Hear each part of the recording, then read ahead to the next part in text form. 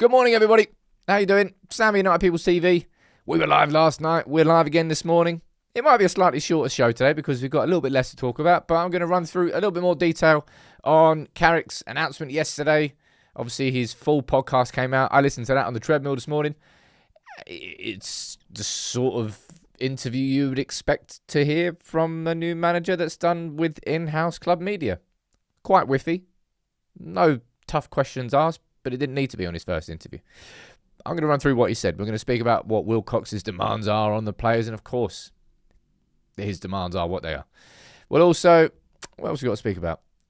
Some details coming out from The Athletic on why Carrick was chosen ahead of Solskjaer, because I think that's interesting to have a little chat about. And yeah, as always, I'll go down to the chat and see what you're saying. We'll have a little conversation about tactics, about his best 11. Maybe we'll look to... Tomorrow's going to be my starting 11 for the City game. We can have a little conversation about that later in the show. How are you all doing this morning? What are you all getting up to today? Let me know in the chat. Right?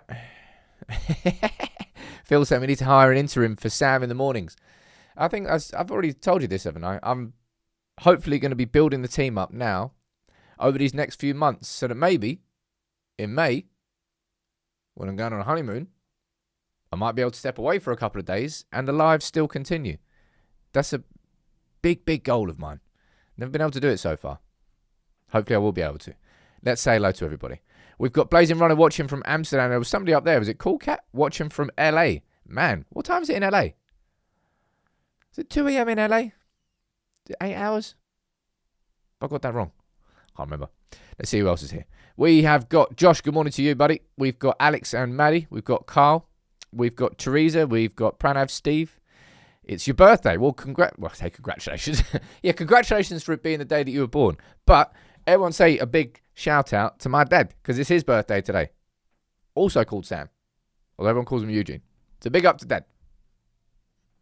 Happy birthday, man. I say happy birthday, man, to my dad. Sometimes I say weird things. Right, who else we've got here? Gustav, we've got Dylan, and we've got Ashwin, Graham, Jonah. Good morning to all of you. Hope you're doing well. Pyro, you're at the gym. What are you doing watching me at the gym? Maybe on the treadmill? A little bit of an incline walk? That's what I did this morning. I like doing that every morning. Shall we get into today's show? Please get involved in the chat, right? You know the drill by now. I'll try and engage with as many of you as I possibly can. It's good to see all of you saying, yeah, I wouldn't say my dad's big. My dad's smaller than me, which doesn't really say much. Someone down there saying Carrick's interview yesterday and his enthusiasm had me excited. I mean, it is to a certain degree, I'll be honest. But I'll run through that. I'm sure we all saw this last night. And this feels like episode 334 of Sam moaning about VAR. But like, mate, what is the point in this? Do you think there's any chance that VAR gets scrapped apart from goal line decisions? Like, do you think there's any possibility that we go backwards towards that? Because progress is there to improve things. Change isn't always loved by everybody, but if it's changed for the better, then eventually you go, well, fair enough. I was kind of against that at the start. But, I was eventually proven wrong.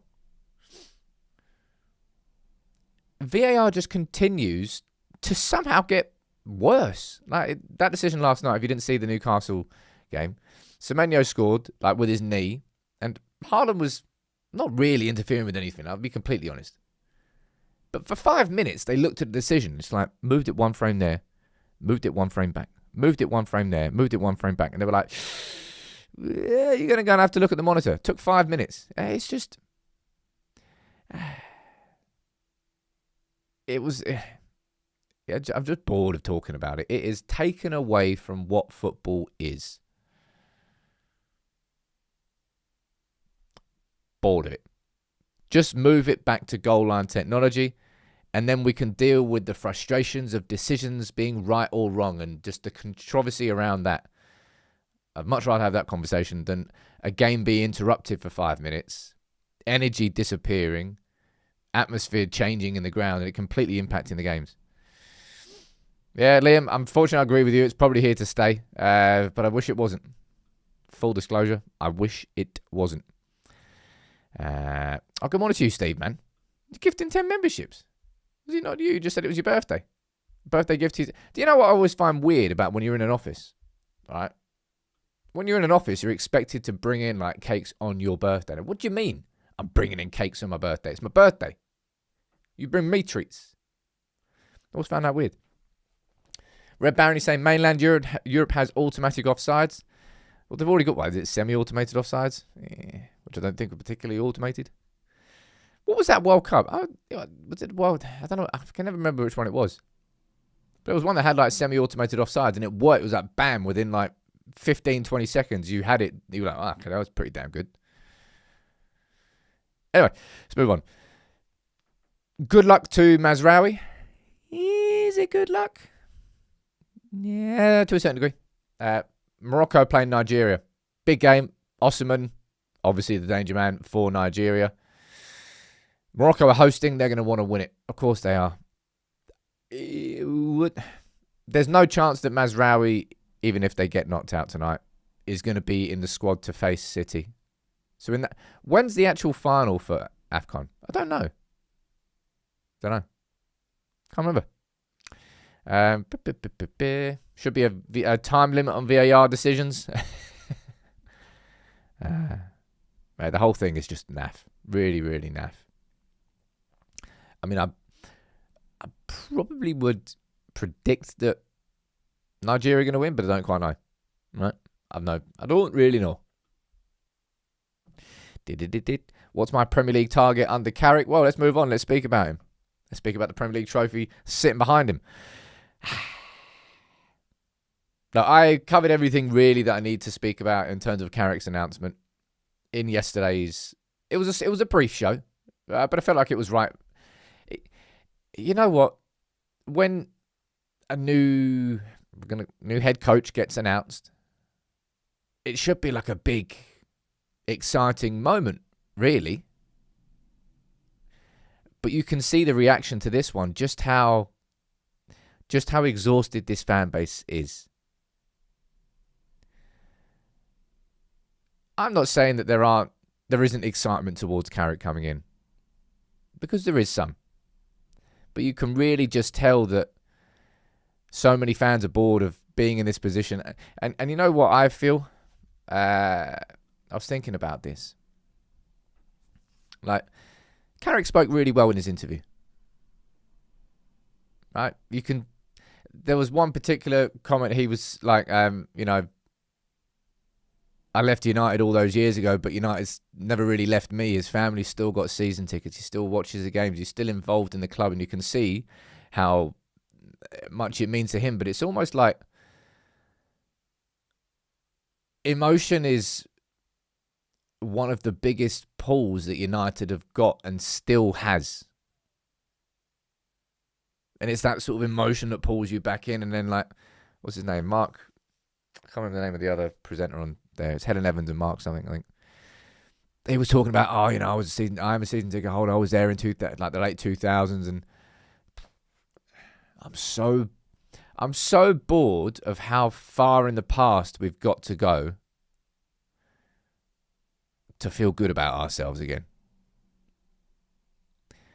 Manny, you say like cliche from a cheesy marketing team. It was a soft interview, but I don't even know if a soft interview was really needed. How about you just let Carrick have his first day at the club?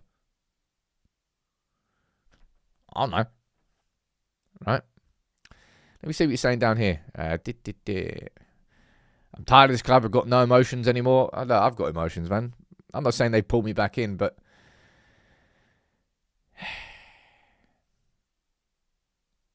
I was randomly thinking about this. I suppose Liam Rosenthal had more experience in a top league than Carrick does coming from Middlesbrough. Anyway, that's Carrick arriving this morning with Jonathan Woodgate. Arriving before Jason Wilcox, can I say? Jason, up your levels. But in terms of, look, lo and behold, Manchester United's ambition is to get into the Champions League this season. No, next season, sorry. The ambition at the start of the season was top 6. That's what Omar Barada told United we stand. Which for a lot of us felt pretty unrealistic. I can't remember what my prediction was at the start of the season. I think I might have gone 6th. Like 6 or 7. One of the two. That's now been upped. Probably because of just how this season has gone in the Premier League with everybody.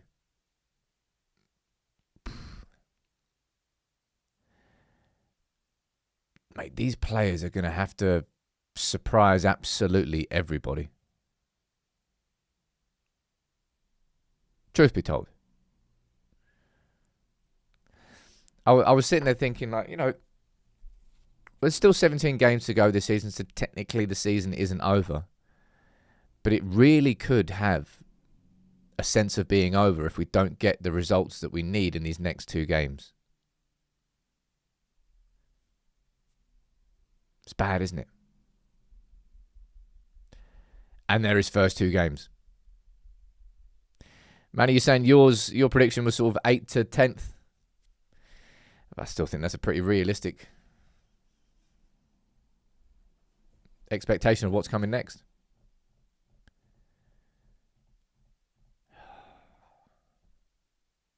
That's why I do feel for Carrick a little bit, man. For him, right? This is it.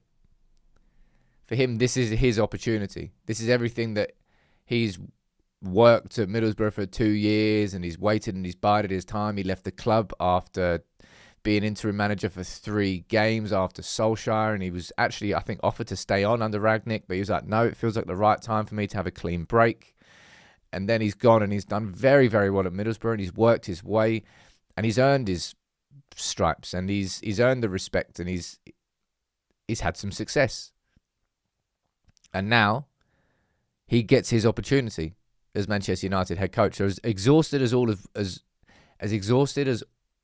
of us are, Carrick is ridiculously energized.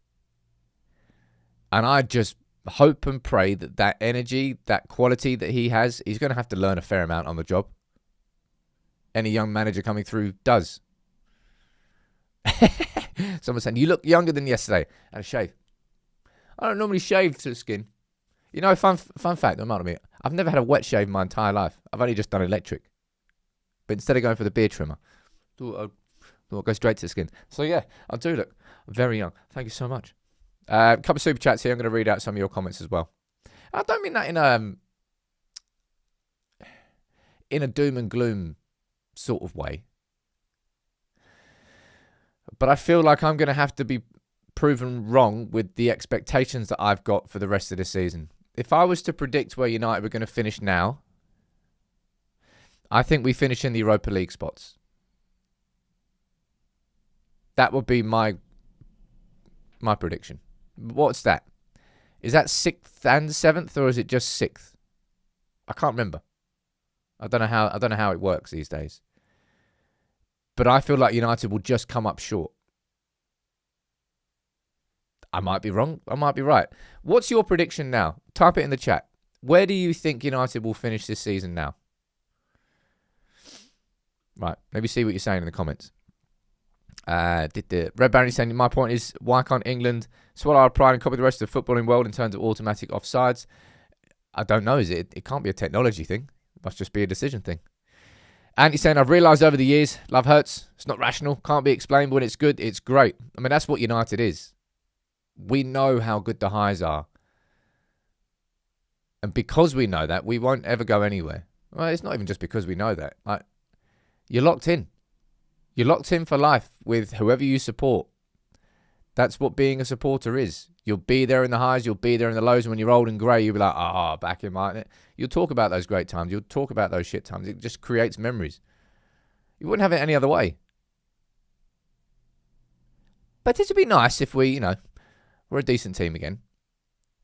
Let's be honest. Carrick will age 20 years in the next 2 weeks. Man's going to have some serious grey beards. Right, let me see what you're saying down here in terms of your prediction for the rest of the season. All right, loads of you are getting involved here, so thank you very much.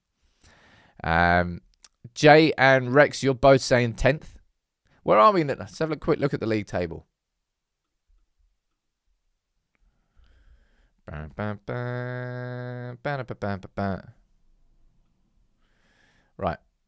so let's have a look at this. We've got, let's zoom in over there so you can see a bit more. Is that better? There you go. There's your top 10 right now. So we are 3 points off 4th and 2 points off 10th. Jesus. Mate, this table's nuts this year. This table is nuts. Right, let me go down and see what else you're saying. Dylan, you're saying 7th or 8th. Tony, you're thinking 8th to 10th. Raj, you're saying 10th will be 17th at this rate. Don't think it'll be that low. 6th to 7th. 8th to 10th. Optimistic is 5th, says Scaraman. Well, it is optimistic. 6th to 10th. Well, that's cheating. Can't say that, Ant. That's 4 places. Head says 6th. Heart says 4th. Carl, stop. No, I don't be getting 4th. Can't honestly go that high.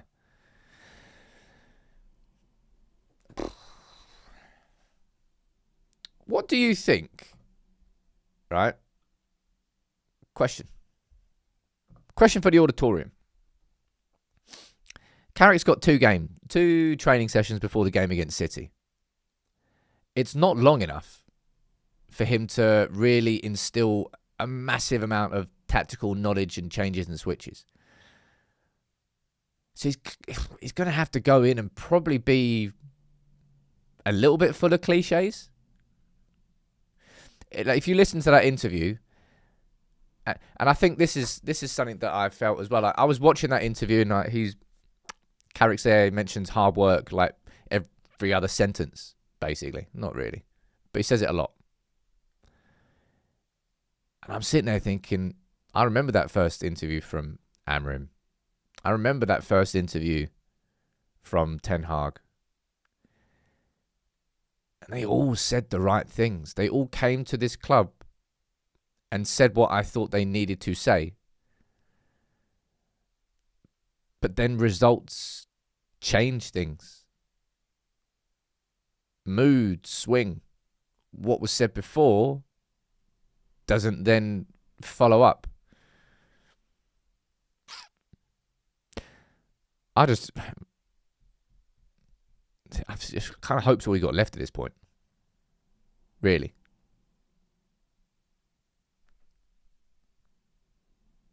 I do feel a little bit empty. Empty's the wrong word. But I'm in exactly the bloody position I knew I was going to be after Amorim got sacked if it didn't work out with Amorim. I think I'll feel a lot better after watching the game. I'll either feel a lot better or a lot worse after the game against City. Because I don't know what to expect on Saturday. 12:30 bloody kickoff against City. Anyway. Let me see what you're saying down here. Glennie's saying his interview was a bit boring. It was extremely vanilla. But it's always going to be when you have in-house media. I don't know. Natasha's saying without us signing midfield, we've got no chance. I'll speak about that a little bit later. Mirko saying, Sam, in the nicest way possible, you're a little bit easy to impress. I just prefer to take the optimistic route. I'm a supporter of my football club. I'd rather not look at any decision that my club... Well, not any decision. That's obviously goes without saying. But I'd rather look at a decision and think, it's been made for the right reasons. And this is going to make an impact and a difference. Rather than looking at a decision and immediately going, well, that's fucking wrong. That's crap. We're going to be crap. Oh, I've been proven right. Oh, look how crap everything is. Oh, my God, crap. That's just my personal take on things. But I think this is a little bit interesting. We'll have a chat about this, okay? We all thought Solskjaer was going to be coming back for a second stint at one point last week. It was down to the Three candidates. It was Solskjaer, it was Carrick, and it was Ruud. Ruud actually never had an interview because Ineos already had experience with him. So that wasn't necessary. But this comes from Mark Critchley from The Athletic. It's a couple of details on why Solskjaer wasn't chosen, which I thought you might be interested in. And it seems like the backroom staff was one of the problems because, of course, under Solskjaer, the two prominent members of his backroom staff, one, he was going up against for the United job, and that's Carrick. He was unavailable. And two, Kieran McKenna was the other one, and he was also unavailable because he's at Ipswich. And then, what, you're not going to bring Mike Phelan back, are you? Was it Mark? Who else was it? Like Martin Pert? Was it Pert, the goalkeeping coach? Can't remember if there was anyone else. But that's one reason why United were hesitant to go for Solskjaer. I thought that was a bit weird. Some at Old Trafford also held reservations over the initial swell of support. The candidacy.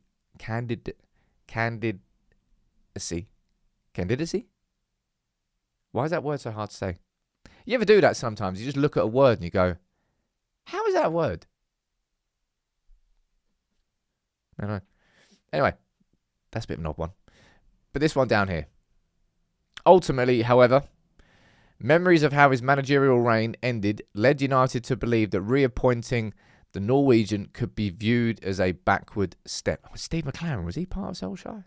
Bloody hell. Lee Grant, the decorator. So it sounds like effectively two reasons why United moved for Carrick instead of Solskjaer. One, backroom staff was a problem or a concern. And number two, I think Ineos were scared of the reaction to what going back towards Solskjaer would have. And that backward step. And for a lot of you, it was considered that backward step because, let's be honest, it would have been a backward step. It would have been literally going back to the same interim caretaker, head coach, manager that we did after Solskjaer all those years ago. And not to say that it couldn't have worked for these next few months, because it could have. But it would have been a backward step. And this bit here, right, I wanted to chat about because I was quite dismissive of the idea that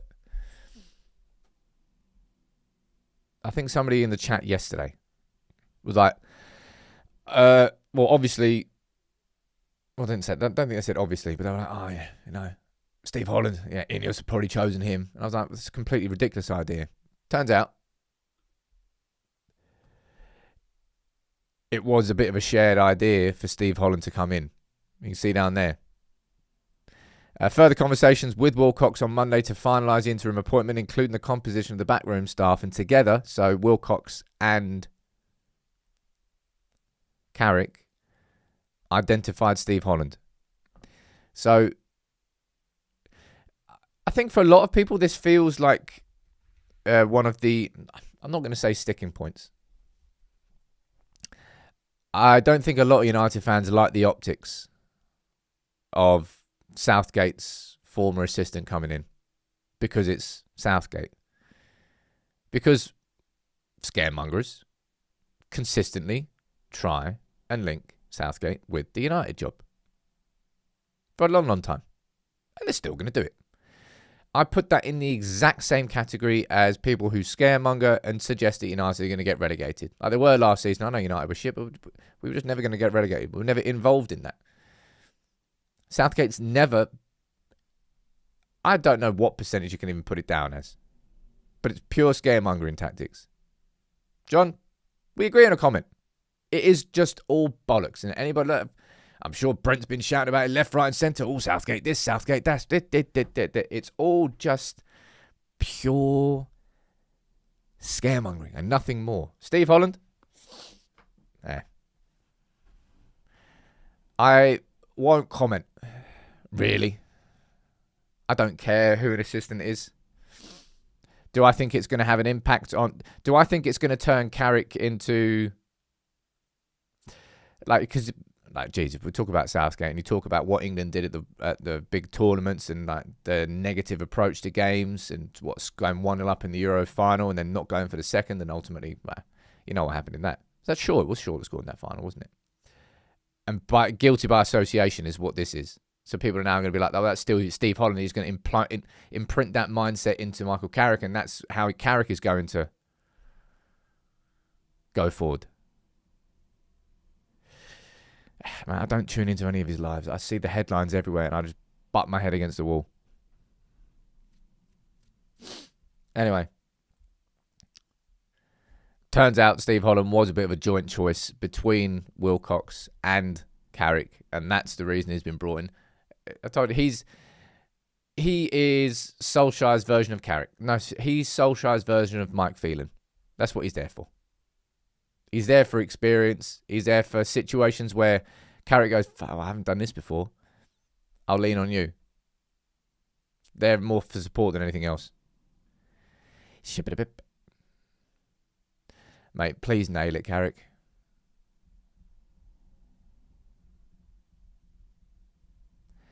I'll ask you a question here, right? What sort of impact do you think not having Champions League football next season has on the roadmap for this club? How much of a delay do you think it puts on? We're very good at creating and finding delays, and more problems that have happened this season because we've got such a short season. Man United have lost out so much revenue from games at Old Trafford that these money-spinning Saudi mid-season friendlies are like a not a get-out-of-jail free card, but a replacement. United are lucky that they've got an opportunity to replace. But we know what the finances of no European football, like Andy Minton has spoken about this multiple times. This season here, this one season, just simply without European football, it has to be a one-off at this club. It does. This club is too big. The revenues and the costs are so grand that 1 year without European football is a problem you can deal with, but more than one? Would that be a crisis? I suppose it probably would be. Let me see what you're saying down here. John, you're saying 2 years at least. 3 to 4 years, someone's saying down there. I probably agree with 2 years, I think. It's 1 to 2 years. That's the impact that Carrick can have on this football club. Man, I hope he nails it. I really, really do. And as I said, I'm kind of speaking about the fact that a lot of where I'm sitting right now as a fan is kind of, it's hope related. I ran through the top level approach that Carrick's going to have and bring to this team. We will become a more patient team, a more controlled team. We will have probably more than 50% of the ball in most of the games, which is not something that we really did under Ruben Amorim. If you look at the games that we won under Ruben Amorim, there was a clear and distinct pattern.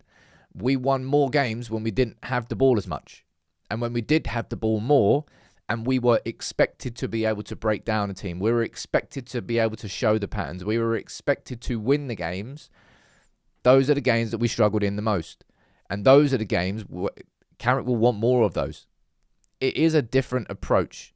It's going to be a similar sort of setup to what Fletcher did in the last 2 games. And I think that will help Carrick for City. The fact that we have effectively played in a similar sort of 4-2-3-1, a little bit different in terms of the full-back positions. That might be difficult to get in the first game. But yeah, what are you expecting against City? Honestly, what are you expecting? We go down here, make sure I haven't missed any super chats out. Chris saying, I make supporting United since 94 and generally think we're just going to be a top team at best with the Glazers. Keep up the great work. Thank you very much, dude. Well, we are a top 10 team right now. We're a mid-table club. I accepted that. Accepted that? I don't know. I realised that probably earlier this season. I was just like, This is what happens at mid-table clubs. Win, draw, loss, loss. Win, win, win. Draw, win, draw, loss. Draw, draw, win, draw, loss. Win, draw, draw. It's just like the up and down. That's why you're a mid-table club, because you can't keep any element of consistency. And even when you show it, a week later, it just goes out the window. That's something that Carrick's going to have to change. Like, we aren't... That's... I mean, there are plenty of bad stats from Ruben Amorim's time. The fact that we only won 3 games in a row once. Was it only once that we won 2 games in a row? That little one run. Sunderland, Liverpool, Brighton. Man, that was a fun game, that Brighton game. Oh, well. Neil's saying, any idea what's up with De Ligt? The only thing we've seen on De Ligt is that he picked up a back injury. We don't know how bad it is, how bad it was. We don't know how far away he is from the team. I've got no idea. And you're saying, get the Rocky soundtrack on. We need more than stairs to run up. I tell you that. What are you saying down here, right? Bojangle, you're saying, because it's tight at the top of the league, it could work to Carrick's advantage. The whole league stumbled this season. The whole league. Which is the only reason why our season isn't proper over come 14th of Jan. We've got no European football. We're out of the League Cup. We're out of the FA Cup. And somehow, we are in a Champions League push. Because of how much everyone else is fumbling. It's not just exclusive to United. That's what I would say about the league this season. I know we've had another up and down season, but so's everyone. Probably apart from Arsenal. City had a massive, what they obviously came out of it, and they're looking pretty indomitable going into this game at the weekend. Let me see what you're saying down here about the City game.